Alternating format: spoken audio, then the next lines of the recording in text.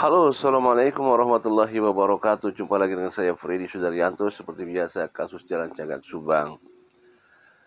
eh Kecurigaan-kecurigaan itu memang dia adalah ya namanya kecurigaan itu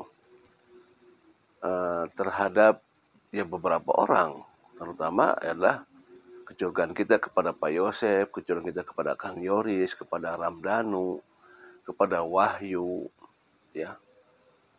Kecurigaan-kecurigaan itu ada karena memang karena apa yang disampaikan. Satu, disampaikan oleh Kapolres Subang bahwa itu adalah orang terdekat, yang diduga orang terdekat. Sehingga kita berasumsi, oh berarti orang terdekat siapa lagi gitu kan.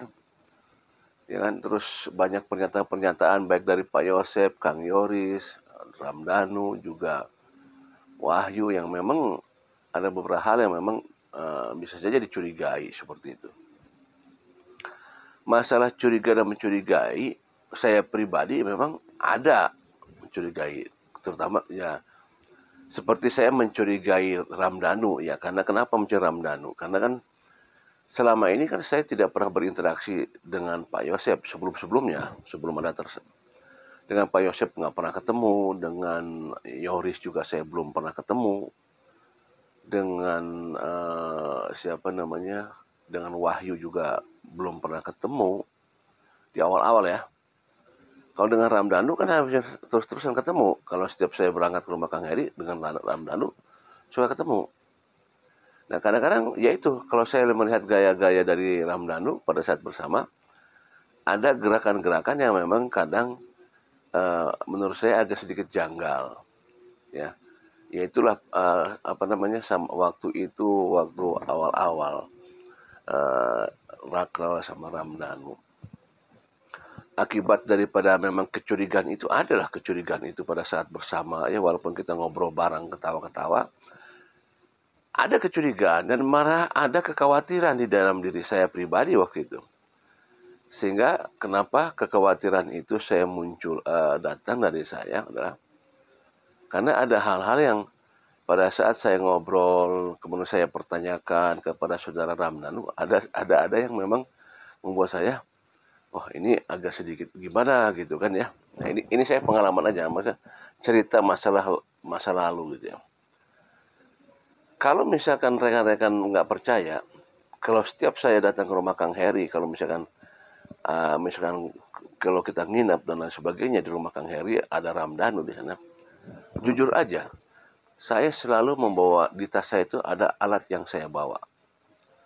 Rekan-rekan tahu semua itu, rekan-rekan Heri, Susanto, Kang Heri, Kang Yahya, Bang Jack, Ramdhanu juga tahu. Bang, iya kernaun bang, cina gitu ya. Jadi di tas saya itu ada satu alat untuk inilah, alat bela diri ya, alat bela diri. Alat bela diri selalu saya bawa, panjangnya segini, ya. Uh, Selalu itu saya bawa. Beberapa orang sering nanyakan kepada saya, termasuk Kang Yahya, semua pada nanyakan, oh iya dibawa-bawa, kenaon, cina gitu ya. Termasuk Ramdhanu juga pernah menanyakan. Itu saya bawa, jujur aja memang itu adalah untuk saya berjaga-jaga, walaupun memang terlalu ini ya. Ya, tapi apa? Karena saya bawa itu karena memang dulu saya ada kecurigaan kepada saudara Ramdhanu. Ya, ada. Ya namanya curiga kan boleh-boleh saja. Kita curiga dalam artian khawatir gitu loh. Curiga dalam artian kita khawatir. Khawatir. Ya karena ini kasus kan bukan kasus maling ayam, kasus pembunuhan. Kalau misalkan saya berpikir begini, kalau misalkan dua orang itu dibunuh, ya kan bisa saja terjadi, itu kan kepada kita, kepada siapa gitu kan. Ada pemikiran seperti itu. Artinya ada kekhawatiran gitu. Pada saat malam minggu di mana bareng gitu ya, tidur bareng dalam satu ini, selalu alat itu saya bawa dan selalu saya ada di samping badan saya alat itu. Ya itulah apa namanya, kalau saya mengingat kembali ke masa lalu, Jadi karena kenapa? Ya itu bahwa ada yang apa namanya, ada yang memang saya lihat di setiap pembicaraan, setiap apa itu ada yang berbeda gitu dari Saudara Ramdhanu. Pernah satu hal saya meminta kepada Ramdhanu di awal-awal untuk membuat peta isi rumah, di mana letak kamar, di mana letak letak kamar Amel, di mana letak kamar Ibu Tuti, ruang tamu di mana, toilet di mana, pintu di mana. Pernah saya begitu.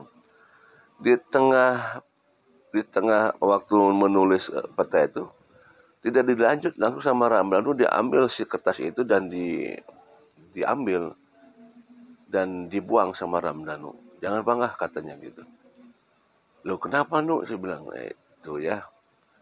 Ada beberapa hal-hal lagi yang memang banyak lah yang kalau saya ceritakan tuh ya. Hal-hal pada saat ngobrol sama Ramdhanu. Ya itulah, karena memang Ramdhanu ternyata adalah, kalau kita sekarang tahu, adalah sebagai pelaku. Ya. Dan berarti Ramdhanu pada saat itu berusaha untuk terus menyimpan. Bayangkan menyimpan selama 2 tahun Ramdhanu. Ya. Bisa dibayangkan Ramdhanu menyimpan selama 2 tahun kan. Ya kita tahunya sekarang setelah jadi dia pengaku gitu kan. Tapi memang kembali lagi bahwa yang saya rasakan pada saat dahulu waktu sama-sama dengan Ramdhanu, ada gerakan-gerakan yang memang mencurigakan dari Saudara Ramdhanu. Ya wajar lah, karena walau bagaimanapun juga Ramdhanu tidak bisa menutupi 100% ya. Ada kalau pada saat kita umpan bicara gitu kan, pada saat kita mau kita ngobrol sama ini kan, kita ada kadang-kadang mengorek gitu kan, ada gitu. Dan yakin bahwa Ramdhanu pada saat diajak wawancara tuh dia mengerti, oh ini sedang dikorek-korek gitu kan. Kadang-kadang ada perubahan dari gestur ya, dari cara bicara langsung berangkat begitu saja, kalau lagi pada saat berbicara sesuatu hal keluar begitu saja gitu kan. Adalah banyak sekali lah rekan-rekan juga kayak Bang Jeng juga bisa memahami itu semua. Artinya apa? Memang ya wajar seorang Ramdhanu yang usia-usia segitu terlibat dalam kasus besar, kasus pembunuhan, dan diminta oleh sang pelaku utama untuk menutupi. Nah, itu sangat luar biasa, bisa bertahannya itu loh. Bisa memegang prinsip, bisa memegang supaya tidak bisa terungkap gitu kan ya. Nah, itu kan menahan itu semua itu. Ya, tapi selagi gimana menutupi ada aja gitu celah-celah atau gerakan-gerakan yang memang agak berbeda gitu ya, seperti itu. Ya demikian rekan sahabat, udah azan, kita lanjut lagi nanti. Assalamualaikum warahmatullahi wabarakatuh.